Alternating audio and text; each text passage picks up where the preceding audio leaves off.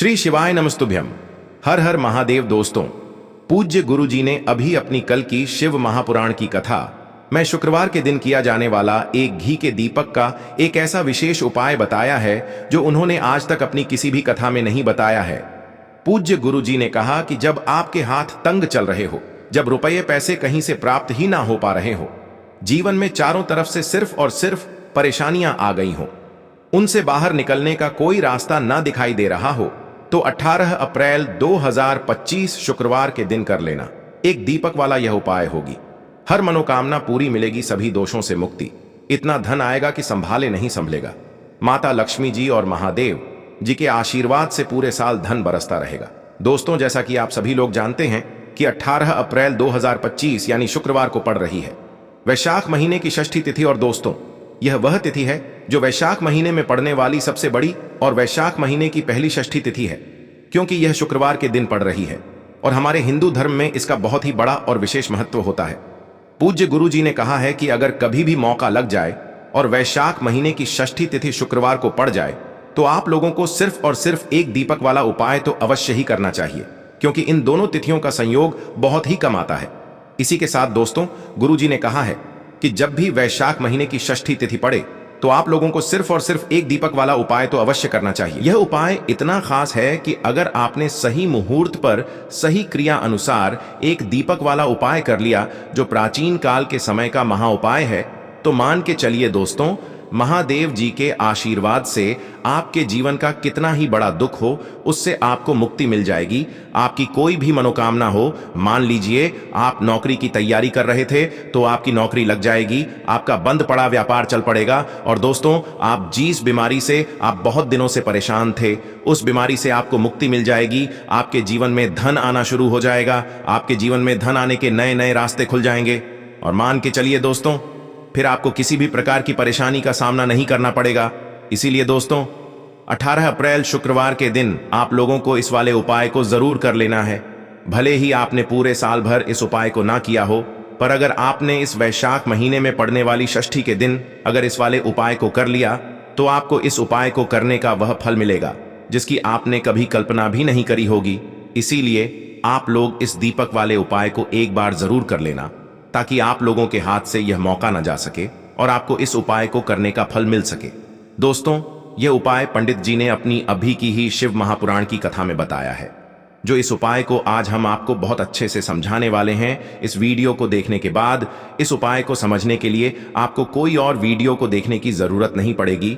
तो दोस्तों, इस उपाय को आपको कैसे करना है, कब करना है, कहां पर करना है, और उपाय को करते समय आपको किन किन गलतियों को नहीं करना है और आपको किन किन बातों का ध्यान रखना है, ये सारी जानकारी हम आपको इस वीडियो में देंगे।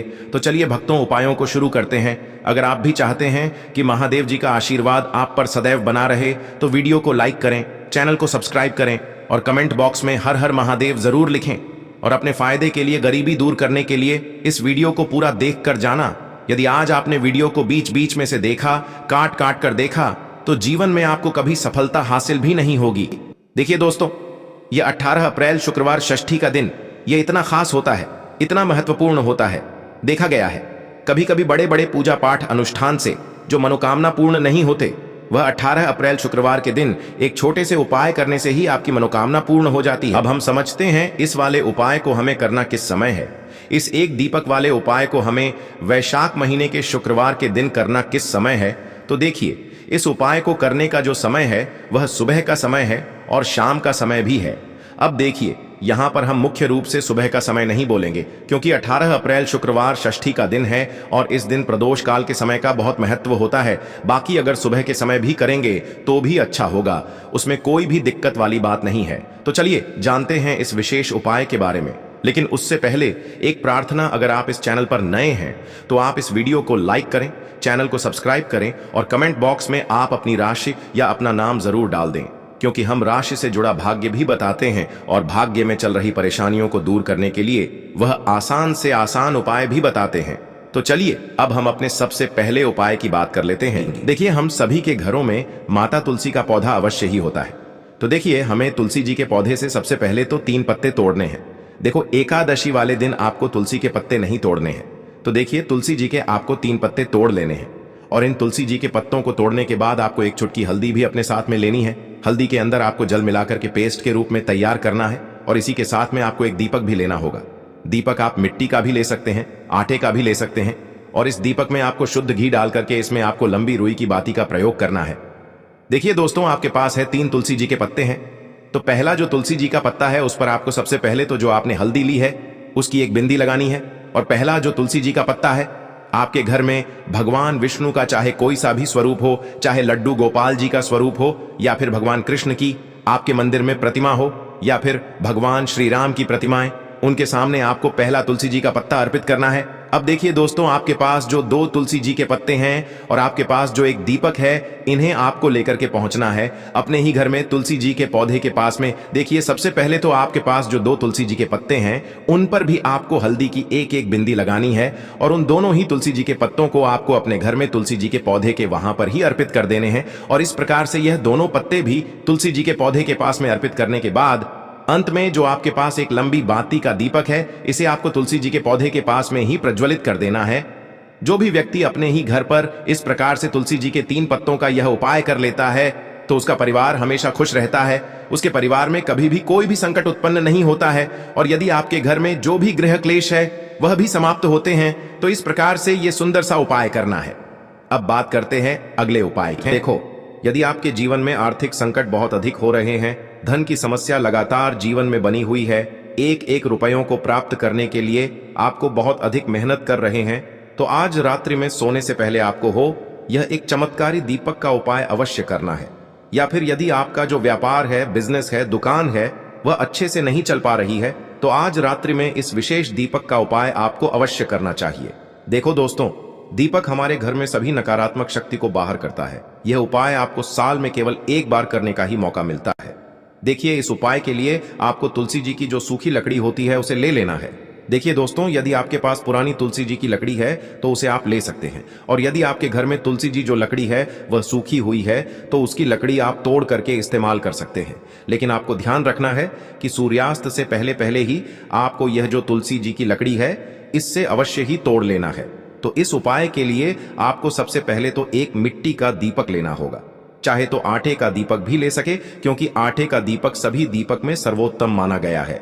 इस दीपक के अंदर आपको शुद्ध घी का प्रयोग करना होगा और इससे दीपक के अंदर आपने जो तुलसी जी की लकड़ी ली है उसे भी रख देना है।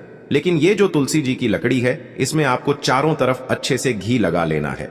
देखिए, गुरु जी ने बताया है कि जो तुलसी जी की लकड़ी है, यदि आप उपाय करते हैं और बहुत ही शीघ्रता से जल जाती है तो इसके लिए आपको एक कार्य करना है। आपको थोड़ी सी रुई ले लेनी है और उस रुई को आपने जो तुलसी जी की लकड़ी ली है उस पर अच्छे से चारों तरफ लपेट देनी है। तुलसी जी की लकड़ी के ऊपर रुई लपेटने के बाद इसे आपको पूरा घी के अंदर डुबो लेना है। अब इसे आपको बाती के रूप में प्रयोग करना है। अब दोस्तों, इस दीपक को आपको प्रज्वलित कहाँ करना है? तो इस दीपक को आपको या तो भगवान विष्णु के सामने प्रज्वलित करना होगा या फिर आपको भगवान श्री राम के सामने प्रज्वलित करना होगा या फिर भगवान कृष्ण के सामने, यानी कि भगवान विष्णु के जो भी अवतार हैं उनके सामने आप ये दीपक प्रज्वलित कर सकते हैं। या फिर आप इस दीपक को माता तुलसी जी के सामने भी प्रज्वलित कर सकते हैं। पूज्य गुरु जी ने बताया है कि जो भी व्यक्ति इस प्रकार से तुलसी जी की डंडी से यह दीपदान कर देता है उसके जीवन में कभी भी धन की समस्या नहीं होती है। इसीलिए आपको यह पूरे साल में केवल एक बार ही मौका मिलता है। इस उपाय को करके देखना, आपकी सभी इच्छाएं जरूर पूर्ण होंगी। यह जो उपाय है रात्रि में सोने से पहले करना है। इस उपाय के लिए आपको 2 हरी इलायची लेनी होगी। हरी इलायची आपको साबुत लेनी है, खंडित नहीं होनी चाहिए। और इसी के साथ में आपको मात्र थोड़ा शहद लेना है। शहद आपको मात्र आधा चम्मच या फिर उससे भी कम ले लेना है। और इसी के साथ में आपको एक दीपक ले लेना है। दीपक आप चाहे तो मिट्टी का भी ले सकते हैं और आप चाहे तो शुद्ध आटा मढ़कर उसका दीपक भी आप तैयार कर सकते हैं। इस दीपक के अंदर आपको मौली का जो धागा आता है, कलावा का, उसकी बाती का प्रयोग करना होगा। यानी कि इस दीपक के अंदर आपको लाल रंग की बाती का प्रयोग करना होगा और इस दीपक के अंदर आपको शुद्ध घी का प्रयोग करना होगा। अब यह सारी सामग्री लेकर के आपको अपने घर में जो भी मंदिर है वहां पर पहुंच जाना है और आपको माता लक्ष्मी के किसी भी स्वरूप के सामने बैठ जाना है। अगर माता लक्ष्मी की फोटो है, माता लक्ष्मी की प्रतिमा है तो उनके सामने आपको बैठ जाना है। अगर माता पार्वती की प्रतिमा है तो उनके सामने आपको बैठ जाना है, यानी कि किसी भी माता के स्वरूप के सामने आपको बैठ जाना है। अब देखिए, सबसे पहले तो आपको माता रानी के सामने थोड़ी सी चावल की ढेरी बना देनी है, यानी कि थोड़े से अक्षत के दाने आपको माता रानी के सामने रखना है। उसके बाद आप जो एक दीपक लेकर के गए हैं, उस दीपक को आपको उन्हीं चावल के दानों के ऊपर रख देना है और फिर इस दीपक को आपको माता रानी के सामने प्रज्वलित कर देना है। देखें, इस दीपक को प्रज्वलित करते समय आपको ओम महालक्ष्मी नमः इस मंत्र का लगातार जाप करते रहना है। दीपक को प्रज्वलित करने के बाद आप जो 2 हरी इलायची लेकर के गए हैं, उसमें से एक हरी इलायची को तो आपको उसी दीपक के अंदर डाल देनी है और वहीं पर आपको कम से कम 21 बार ओम महालक्ष्मी नमः इस मंत्र का जाप कर लेना है। अब आपके पास जो शहद है और एक हरी इलायची है, उसे सीधे आपको लेकर के पहुंच जाना है भगवान शिव के मंदिर में। पूज्य गुरु जी ने बताया है कि यह उपाय आपको सिर्फ और सिर्फ शाम के समय ही करना होगा। शाम को जब भी सूर्यास्त का समय होता है तो उस समय आपको यह उपाय करना है। लेकिन सबसे पहले तो आपके पास जो एक हरी इलायची है, उसे आपको उस शहद के अंदर अच्छे से डुबो देना है, यानी कि शहद का लेपन उसे हरी इलायची के ऊपर चारों तरफ आपको कर देना है। अब यह जो शहद से युक्त हरी इलायची है, इससे आपको भगवान शिव के शिवलिंग पर अर्पित कर देनी है और आपको वो श्री शिवाय नमस्तुभ्यम इस मंत्र का लगातार जाप करते रहना है। फिर इसके बाद आपको एक लोटा जल भी अपने साथ लेकर के जाना है, तो यह एक लोटा जल भी आपको धीरे धीरे शिवलिंग पर समर्पित कर देना है और आपको श्री शिवाय नमस्तुभ्यम इस मंत्र का जाप करते रहना है। फिर इसके बाद आपको अपने घर आ जाना है। इस प्रकार से आपको यह उपाय कर लेना है। तो चलिए दोस्तों, जान लेते हैं गुरु जी द्वारा बताए गए दूसरे उपाय के बारे में। देखिए, इस उपाय के लिए आपको लेना है 11 चावल के दाने। गुरु जी ने कहा है चावल के दाने खंडित नहीं लेने हैं, बिल्कुल साबुत होने चाहिए। उसके साथ में आपको लेना है एक बेलपत्र। बेलपत्र का भी एक नियम है, अगर आपके पास बेलपत्र नहीं है तो आप शिवलिंग से उठाकर उसको पुनः शुद्ध जल से धोकर इस्तेमाल कर सकते हैं। इस प्रकार आपको बेलपत्र लेना है। इसके बाद आपको एक लोटा जल लेना है। अब यह सब सामग्री लेकर आपको जाना है महादेव के मंदिर में। देखो, अब आपको उत्तर साइड में खड़े हो जाना है और सबसे पहले आपको एक बेलपत्र अपने हाथ पर और 11 चावल दाने रखकर शिवलिंग के ऊपर अपना नाम और गोत्र बोलते हुए समर्पित कर देना है और ओम नमः शिवाय श्री शिवाय नमस्तुभ्यम का लगातार जाप करना है। अब आपको जो एक लोटा जल साथ में लेकर आए थे, उसे धीरे धीरे बेलपत्र और चावल दाने के ठीक ऊपर आपको समर्पित करते जाना है और शिव पुराण के मूल मंत्र श्री शिवाय नमस्तुभ्यम का 11 बार जाप करना है और अपनी मनोकामना बोलते जाना है। देखो, बस छोटा सा उपाय करना है, देखना एक दिन आपके सब काम बनने लग जाएंगे। गुरु जी का बहुत ही विशेष उपाय है। चलते हैं तीसरे उपाय की तरफ। देखिए, इस उपाय के लिए आपको एक तांबे के पात्र के अंदर सबसे पहले अपने घर से शुद्ध जल लेना है। फिर इसी के साथ में आपको मात्र थोड़ा सा शहद लेना होगा। शहद आपको आधा चम्मच या फिर उससे भी कम लेना है और इसी के साथ में आपको एक प्यारी सी बेलपत्र ले लेनी है। बेलपत्र यदि आपको नहीं मिल पाती है तो भगवान शिव के शिवलिंग पर चढ़ी हुई बेलपत्रों को आप पूर्ण शुद्ध जल से धो करके उपयोग कर सकते हैं और बेलपत्र जो है वह कहीं से भी कटी फटी खंडित नहीं होनी चाहिए। अब ये तीनों सामग्री लेकर के सीधे आपको पहुंच जाना होगा भगवान शिव के मंदिर में। यह उपाय सुबह से लेकर के शाम तक किसी भी समय कर सकते हैं।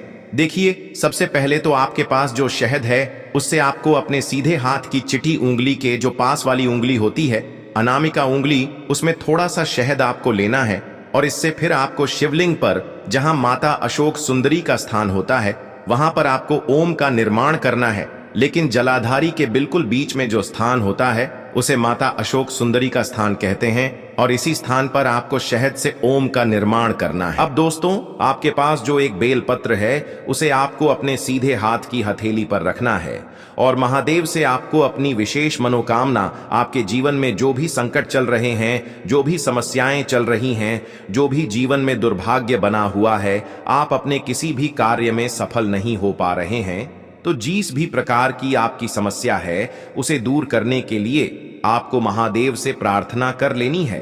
और फिर यह जो एक बेलपत्र है, इससे आपको शिवलिंग पर माता अशोक सुंदरी वाले स्थान पर समर्पित कर देनी है। देखिए, जहां पर आपने ओम का निर्माण किया है, उसी के ऊपर आपको यह बेलपत्र भी समर्पित कर देनी है। देखिए, बेलपत्र की चिकनी साइड का हिस्सा शिवलिंग से स्पर्श होगा और इसकी जो डंडी है वह आपको जलाधारी की ओर रखनी है। बड़ी पत्ती वाला भाग शिवलिंग की तरफ रहेगा। इसी प्रकार से आपको यह बेलपत्र समर्पित कर देनी है। अब दोस्तों, आपके पास जो एक जल का पात्र है उसमें से थोड़ा सा जल तो आपको बेलपत्र की जो आगे वाली पत्ती है उस पर आपको समर्पित करना है और आपको श्री शिवाय नमस्तुभ्यम इस मंत्र का जाप कर लेना है। फिर उस पात्र के अंदर जो जल बचेगा उसे पूरा आपको भगवान शिव के शिवलिंग पर धीरे धीरे समर्पित करते जाना है और लगातार आपको शिव महापुराण के मूल मंत्र श्री शिवाय नमस्तुभ्यम इस मंत्र का जाप करते रहना है। गुरु जी ने कहा है कि जल आपको इतने धीरे धीरे समर्पित करना है कि जल समर्पित करते हुए आप कम से कम 11 बार श्री शिवाय नमस्तुभ्यम या फिर ओम नमः शिवाय इस मंत्र का जाप कर सकें। फिर इसके बाद वापस आपको अपने घर आ जाना है। इस प्रकार से आपको यह उपाय कर लेना है। आप देखेंगे कि आपकी सभी मनोकामनाएं अवश्य ही पूरी होंगी। यह उपाय आपको अवश्य करने हैं। इस वीडियो में हमने आपको 3 से 4 महाउपाय आपको बताए हैं जो आपको शुक्रवार के दिन करने हैं। अगर आपके मन में उपाय से जुड़ा कोई भी सवाल है तो आप कमेंट बॉक्स में पूछ सकते हैं। अगर आपको हमारी ये वीडियो पसंद आई हो तो हमारे इस वीडियो को लाइक करें, चैनल को सब्सक्राइब करें और कमेंट बॉक्स में लिखें हर हर महादेव, जय मां। लेना देखो एक गोल बाती का दीपक, आप चाहें तो मिट्टी का ले सकते हैं या फिर घर से शुद्ध आटा मढ़कर उसका दीपक आप तैयार कर सकते हैं। इसके बाद आपको लेना है शुद्ध गाय का घी। अगर वो नहीं है तो कोई भी देसी घी इस्तेमाल कर सकते हैं जिससे आपको दीपक प्रज्वलित करना है। देखो, अब ये सब सामग्री लेकर आपको जाना है प्रदोष काल में आपके घर पर तुलसी जी के घेरे के पास में। देखो, ये उपाय तो आपको अवश्य करना है। देखो, वहां पहुंचकर सबसे पहले वो दीपक आपको प्रज्वलित कर देना है और ओम नमो भगवते वासुदेवाय नमः का 11 बार जाप करना है।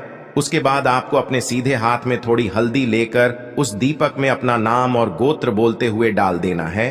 उसके बाद माता लक्ष्मी से आपको प्रार्थना करना है कि हे महालक्ष्मी, हमारी सभी दुख तकलीफों को दूर करो। हे महादेव, हमारे सब दुख कष्टों को खत्म करो। इस भावना से आपको ये उपाय करना है। चलिए अब बात कर लेते हैं। आपको लेना है 11 चावल के दाने। गुरु जी ने कहा है चावल के दाने खंडित नहीं लेने हैं, बिल्कुल साबुत होने चाहिए। उसके साथ में आपको लेना है एक बेलपत्र।